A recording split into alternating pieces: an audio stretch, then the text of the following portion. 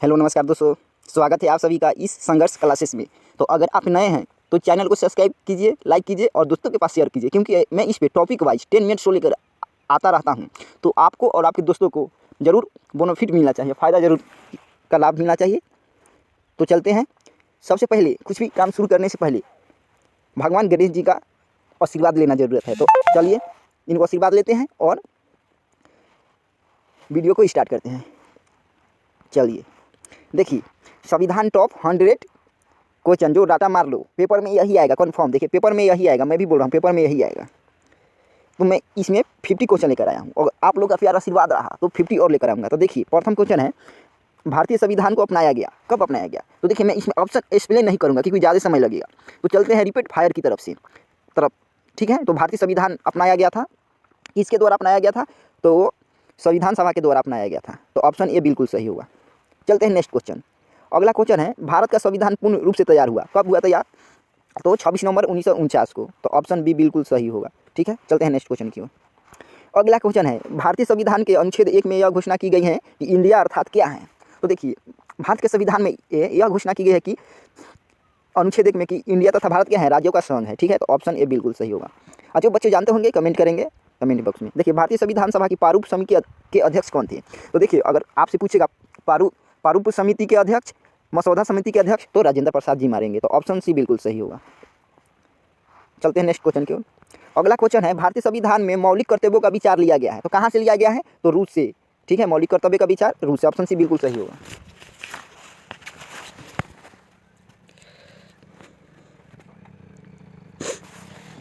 Question की ओर।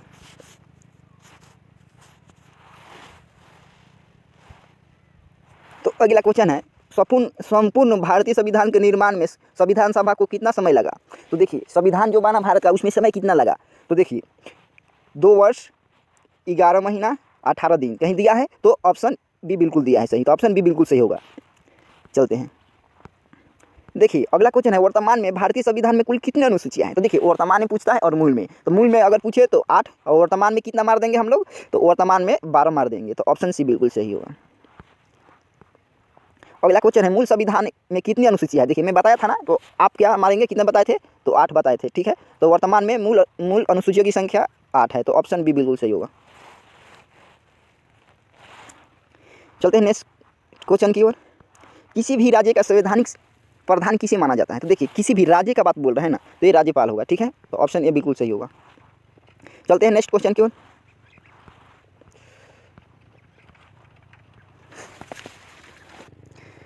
तो दोस्तों अगला क्वेश्चन है, भारत में सरकार संसदीय प्रणाली कहाँ से ग्रहण किया गया है? तो मैं देखिए आपको बता दूं कि भारत में सरकार संसदीय प्रणाली ये आपका ब्रिटिश से ग्रहण किया गया है। तो ऑप्शन सी बिल्कुल सही होगा। चलते हैं नेक्स्ट क्वेश्चन की ओर। अगला क्वेश्चन है, संविधान के किस अनुसूची में धन विधेयक की परिभाषा दी गई है? तो देखिए अगर कहीं भी पूछे धन विधेयक की परिभाषा किस अनुसूची या आर्टिकल या अनुच्छेद में दिया गया है, तो मैं आपको बता दूँ ये आपका अनुच्छेद 110 में दिया गया है। तो ऑप्शन सी बिल्कुल सही होगा। चलते हैं नेक्स्ट क्वेश्चन की ओर। अगला क्वेश्चन है, भारतीय संविधान में शामिल नीति निर्देश सिद्धांत के संविधान से प्रेरित किया गया। तो देखिए ये क्या पूछ रहा है, भारतीय संविधान में नीति निर्देश तत्व किस संविधान से पारित या लिया गया है? ठीक है, प्रेरित है। तो ये आपका आयरलैंड से प्रेरित है। ठीक है, तो ऑप्शन डी बिल्कुल सही होगा। चलते हैं नेक्स्ट क्वेश्चन की ओर। अगला क्वेश्चन है, संविधान का अनुच्छेद 123 किससे संबंधित है? तो यह राष्ट्रपति के अध्यादेश जारी करने से संबंधित है। तो ऑप्शन ये बिल्कुल सही होगा। तो चलते हैं नेक्स्ट क्वेश्चन की ओर। अगला क्वेश्चन है, संविधान के किस भाग में संविधान संशोधन की प्रक्रिया का उल्लेख किया गया है? तो देखिए भाग पूछे तो कितना 20 मारेंगे। तो ऑप्शन सी बिल्कुल सही, भाग 20 में संविधान संशोधन की प्रक्रिया की बात की गई है। चलते हैं नेक्स्ट क्वेश्चन की ओर। अगला क्वेश्चन है, 42वें संविधान संशोधन द्वारा प्रस्तावना में निम्न में से किस शब्द को जोड़ा गया है? तो देखिए 42वें संविधान संशोधन द्वारा प्रस्तावना में कौन सा शब्द को जोड़ा गया है? तो समाजवादी, पंथ निरपेक्ष और अखंडता। ठीक है, तो ऑप्शन ए बिल्कुल सही होगा। चलते हैं नेक्स्ट क्वेश्चन की ओर।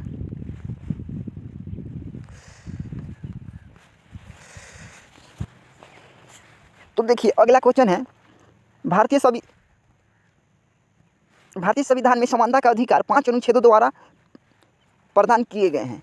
तो देखिए किस अनुच्छेद द्वारा भारतीय संविधान में समानता का अधिकार 5 अनुच्छेदों द्वारा प्रदान किए गए हैं?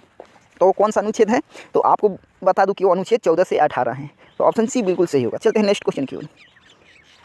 अगला क्वेश्चन है, भारत के संविधान का निम्नलिखित में से कौन सा अनुच्छेद अस्पृश्यता यानी छुआछूत उन्मूलन से संबंधित है तथा किसी भी रूप में इसे आचरण का निषेध करता है? तो आपका कौन सा अनुच्छेद है अस्पृश्यता से अंत? तो अनुच्छेद 17। तो ऑप्शन सी बिल्कुल सही होगा। ठीक है, चलते हैं नेक्स्ट क्वेश्चन की ओर। अगला क्वेश्चन है, भारतीय संविधान सभा के प्रथम दिन के अधिवेशन की अध्यक्षता किसने की थी? तो देखिए, भारतीय संविधान के अस्थायी सदस्य डॉक्टर सचिदानंद सिन्हा थे, अस्थायी डॉक्टर राजेंद्र प्रसाद थे। तो अस्थायी को चुनेंगे तो कौन है? तो डॉक्टर सचिदानंद सिन्हा होंगे। तो ऑप्शन डी बिल्कुल सही है। ठीक है, चलते हैं नेक्स्ट क्वेश्चन की ओर। अगला क्वेश्चन है, भारतीय संविधान का कौन सा भाग संविधान की आत्मा कहलाता है? तो देखिए, संविधान की आत्मा वो उद्देशिका कहलाता है। तो ऑप्शन बी बिल्कुल सही होगा। चलते हैं नेक्स्ट क्वेश्चन की ओर। अगला क्वेश्चन है, भारतीय संविधान के प्रस्तावना में अब तक कितनी बार संशोधन किया जा चुका है? तो देखिए, भारतीय संविधान में प्रस्तावना में कितने बार संशोधन किया जा चुका है? तो देखिए, आपका भारतीय संविधान के प्रस्तावना में ओनली एक बार संशोधन हुआ है। तो ऑप्शन ए बिल्कुल सही होगा। कितने बार? तो एक बार संशोधन हुआ है। चलते हैं नेक्स्ट क्वेश्चन की ओर। अगला क्वेश्चन है, डॉक्टर बी आर अम्बेडकर के द्वारा निम्नलिखित में से कौन सा अनुच्छेद संविधान का दिल और आत्मा कहलाता है? तो देखिए, डॉक्टर यानी मसौदा समिति यानी प्रारूप समिति के अध्यक्ष doctor Rajendra B R Ambedkar Prasad है। और बी आर अम्बेडकर के द्वारा संविधान का कौन सा अनुच्छेद दिल और आत्मा कहलाता है? तो अनुच्छेद 32 यानी 32। तो ऑप्शन डी बिल्कुल सही होगा, याद रखिएगा। चलते हैं नेक्स्ट क्वेश्चन की ओर। अगला क्वेश्चन है, भारत के संविधान की प्रस्तावना में समाजवादी और धर्मनिरपेक्ष शब्दों का किस संशोधन द्वारा जोड़ा गया है? तो देखिए, भारतीय संविधान में प्रस्तावना में समाजवादी और धर्मनिरपेक्ष शब्द जोड़ा गया है। और किस संशोधन द्वारा जोड़ा गया है ये? तो आपको मैं बता दूँ, यह 42वें संविधान संशोधन द्वारा जोड़ा गया है। ठीक है, तो ऑप्शन बी बिल्कुल सही होगा। चलते हैं नेक्स्ट क्वेश्चन की ओर। अगला क्वेश्चन है, स्वतंत्रता के पूर्व के दिनों में प्रारंभ में यानी शुरू होने के समय किसने संविधान निर्मात्र सभा का विचार प्रस्तुत किया था? तो देखिए 1947 के आज़ाद होने से पहले पूर्व किसने संविधान सभा का निर्माण के लिए अपने विचार को प्रस्तुत किए थे? तो वो कौन किए थे? एम एन राय ने किए थे। ठीक है, तो ऑप्शन ए बिल्कुल सही हो जाएगा। चलते हैं नेक्स्ट क्वेश्चन की ओर। देखिए, अगला क्वेश्चन है, प्रथम भाषाई राज्य किसे बनाया गया? तो देखिए, प्रथम भाषा के आधार पर किस राज्य को बनाया गया? तो प्रथम भाषा के आधार पे ये आपको मैं बता दूं, ये आंध्र प्रदेश को बनाया गया। ठीक है, अब कब बनाया गया? तो आंध्र प्रदेश को बनाया गया। ऑप्शन इसका सी सही होगा। और कब बनाया गया? तो 1953 में बनाया गया, याद रखिएगा। चलते हैं नेक्स्ट क्वेश्चन की ओर। अगला क्वेश्चन है, भारत के संविधान में मौलिक अधिकार क्या हैं? तो देखिए, भारत के संविधान में मौलिक अधिकार क्या है ये? तो मैं आपको बता दूं, ये आपका मूल संविधान का हिस्सा है मौलिक अधिकार। तो ऑप्शन ए बिल्कुल सही हो जाएगा। चलते हैं नेक्स्ट क्वेश्चन की ओर। अगला क्वेश्चन है, मौलिक अधिकारों का निलंबन कौन कर सकता है? तो भाई, तो मैं नहीं कर सकता ना। जो मौलिक अधिकारों का निलंबन प्रेसिडेंट यानी राष्ट्रपति कर सकते हैं। और वर्तमान में आपका प्रेसिडेंट कौन है? राष्ट्रपति। तो द्रौपदी मुर्मू है, एक आदिवासी महिला है। ठीक है, तो इसका ऑप्शन बिल्कुल सी सही हो जाएगा। चलते हैं नेक्स्ट क्वेश्चन की ओर। अगला क्वेश्चन है, भारतीय संविधान के अंतर्गत मूल अधिकारों का संरक्षण कौन होता है? तो देखिए, भारतीय संविधान के अंतर्गत मूल अधिकारों का संरक्षण कौन होता है? तो ये भी न्यायपालिका होता है। ठीक है, तो ऑप्शन सी बिल्कुल सही हो जाएगा। चलते हैं नेक्स्ट क्वेश्चन की ओर। अगला क्वेश्चन है, भारतीय संविधान का कौन सा अनुच्छेद छुआछूत उन्मूलन से संबंधित है? तो मैं बताया था ना, देखिए शब्दों का खेल होता है। उसमें अस्पृश्यता पूछा था, इसमें छुआछूत पूछ रहा है। ठीक है, तो हम लोग शब्दों को बच्चों एग्जाम में देखकर ना घबराए। ठीक है, तो इसमें छुआछूत आया अस्पृश्यता एक ही होता है। तो ठीक है, तो किस अनुच्छेद में? तो अनुच्छेद 17 में। ठीक है, तो ऑप्शन सी बिल्कुल सही हो जाएगा। चलते हैं नेक्स्ट क्वेश्चन की ओर। अगला क्वेश्चन है, स्वतंत्रता का अधिकार संविधान के किस अनुच्छेद से वर्णित है? तो देखिए, स्वतंत्रता का अधिकार संविधान के किस अनुच्छेद में वर्णित है? तो आपको बता दूँ, ये आपका 19 से 22 में है। ठीक है, तो ऑप्शन बी बिल्कुल सही हो जाएगा। कहीं घूमने आने जाने की अनुमति है, अपने इच्छा अनुसार कुछ कार्य करने, जैसे कि शादी विवाह, ये भी इसमें अनुमति है। ठीक है, तो चलते हैं नेक्स्ट क्वेश्चन की ओर। अगला क्वेश्चन है, भारतीय संविधान के अनुच्छेद संपत्ति का अधिकार क्या है? तो देखिए, भारतीय संविधान के अनुसार आपका संपत्ति के अधिकार अब कानूनी अधिकार हो गया है। और अनुच्छेद 300 में है, पहले 31 में था। ठीक है, अब तो देखिए, भारतीय संविधान के अनुसार संपत्ति का अधिकार क्या है? तो विविध अधिकार हैं। तो ऑप्शन बी बिल्कुल सही हो जाएगा। चलते हैं नेक्स्ट क्वेश्चन की ओर। अगला क्वेश्चन है, भारतीय संविधान के किस अनुच्छेद में राज्यों के नीति निर्देश तत्वों का उल्लेख है? तो देखिए, भारतीय संविधान में किस अनुच्छेद में राज्य के नीति निर्देश तत्वों का उल्लेख है? तो ये आपका किस में उल्लेख है? तो ये 36 से 51 में उल्लेख है। ठीक है, तो ऑप्शन सी बिल्कुल सही हो जाएगा। चलते हैं नेक्स्ट क्वेश्चन की ओर। अगला क्वेश्चन है, संविधान में राज्य के नीति निर्देश तत्वों को शामिल करने के पीछे का उद्देश्य क्या है? तो देखिए, संविधान में राज्य के नीति निर्देश यानी राज्य के कल्याणकारी कार्य धारणा के लिए। ठीक है, तो भाई, अगर संविधान में राज्य के नीति निर्देशक तत्वों को शामिल करने का उद्देश्य क्या है? तो राज्य को मतलब कि कल्याण करने का, ठीक है। तो या हम लोग क्या कर सकते हैं? सामाजिक, आर्थिक और लोकतंत्र व्यवस्था स्थापना करना, ठीक है। तो ऑप्शन बिल्कुल सी सही हो जाएगा। चलते हैं नेक्स्ट क्वेश्चन की ओर।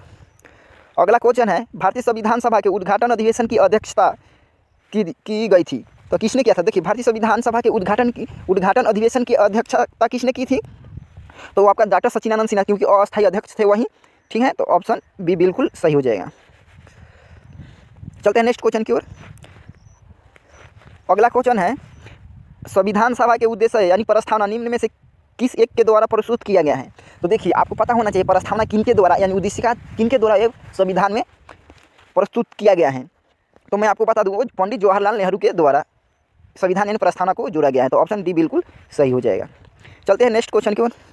अगला क्वेश्चन है, भारतीय संविधान दिवस मनाया जाता है, तो कब मनाया जाता है? तो आपको मालूम होना चाहिए, भारतीय संविधान दिवस 26 नवंबर 1949 को पारित या अपनाया गया था। तो क्या होगा? 26 नवंबर। तो ऑप्शन बी बिल्कुल सही हो जाएगा, ठीक है।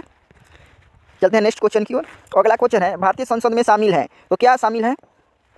तो लोकसभा, राज्यसभा और राष्ट्रपति, ठीक है, भारतीय संसद में शामिल है। तो ऑप्शन डी बिल्कुल सही हो जाएगा, ठीक है।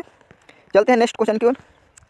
अगला क्वेश्चन है, संसद के 2 सत्रों के बीच अधिकतम कितनी अंतराल दिया जा सकता है? तो देखिए, संसद के 2 सत्रों के बीच अधिकतम अंतराल वो कितना होता है? तो 6 मंथ का होता है। तो ऑप्शन सी बिल्कुल सही हो जाएगा। चलते हैं नेक्स्ट क्वेश्चन की ओर। तो अगला क्वेश्चन है, संघ की कार्यपालिका शक्ति निहित है। तो देखिए, संघ की कार्यपालिका किस में निहित है? तो आपका वो राष्ट्रपति में निहित है, ठीक है। तो ऑप्शन बी बिल्कुल सही हो जाएगा। चलते हैं नेक्स्ट क्वेश्चन की ओर। अगला क्वेश्चन है, भारतीय सशस्त्र सेनाओं का सर्वोच्च कमांड कौन होता है? तो देखिए, भारतीय सशस्त्र सेनाओं का सर्वोच्च कमांडर कौन होता है? तो वो आपका प्रेसिडेंट यानी राष्ट्रपति होगा, यानी प्रथम नागरिक भी राष्ट्रपति होता है। तो ऑप्शन ये बिल्कुल सही हो जाएगा। चलते हैं नेक्स्ट क्वेश्चन की ओर।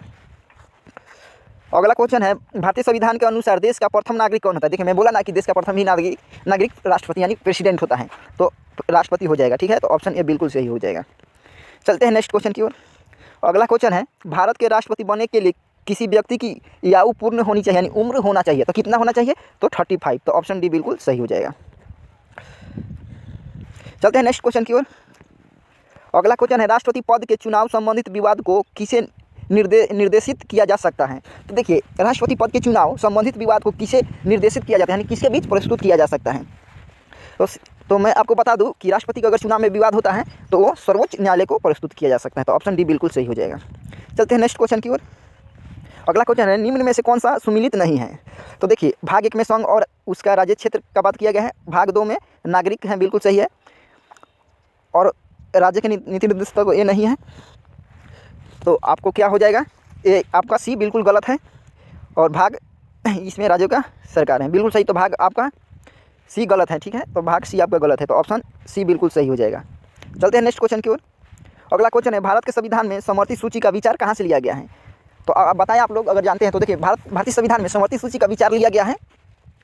तो आपका समवर्ती सूची का विचार कहाँ से लिया गया है? बताइए बच्चों लोग फास्ट। तो आपका ऑस्ट्रेलिया से लिया गया है, ठीक है, समवर्ती सूची का विचार। तो ऑप्शन सी बिल्कुल सही हो जाएगा, ठीक है। मौलिक अधिकार पूछे तो अमेरिका से मारेंगे, ठीक है। मौलिक कर्तव्य तो रूस से मारेंगे। चलते हैं नेक्स्ट क्वेश्चन की ओर।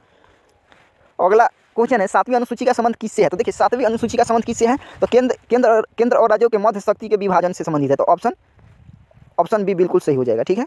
चलते हैं नेक्स्ट क्वेश्चन की ओर। अगला क्वेश्चन है, निम्नलिखित में से कौन सा सदन का सदस्य हुए बिना इसके अध्यक्ष के रूप में कार्य कर सकते हैं? देखिए, इसमें बता रहा है कि निम्नलिखित में से कौन सा सदन का सदस्य बिना हुए अध्यक्ष के रूप में कार्य कर सकता है? तो वो कौन कर सकती है? वाइस प्रेसिडेंट यानी उपराष्ट्रपति। और वर्तमान में उपराष्ट्रपति कौन है? तो जगदीश धनखड़ हैं।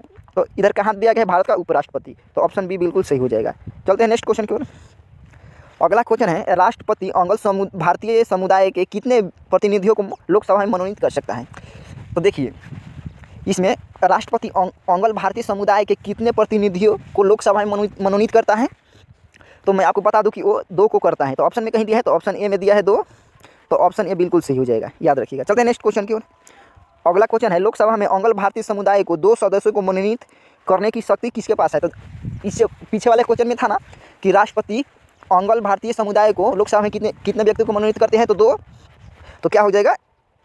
भारत के राष्ट्रपति। तो ऑप्शन बी बिल्कुल सही हो जाएगा। ठीक है, चलते हैं नेक्स्ट क्वेश्चन की ओर। अगला क्वेश्चन है, राज्यसभा के चुनाव हेतु उम्र आयु निम्नलिखित में से कम नहीं होनी चाहिए। देखिए राज्यसभा के चुनाव के लिए उम्र कितना होना चाहिए कम से कम, तो मैं आप लोग को बता दूं, ये आपका 30 वर्ष होना चाहिए। तो ऑप्शन सी बिल्कुल सही है। ठीक है, चलते हैं नेक्स्ट क्वेश्चन की ओर।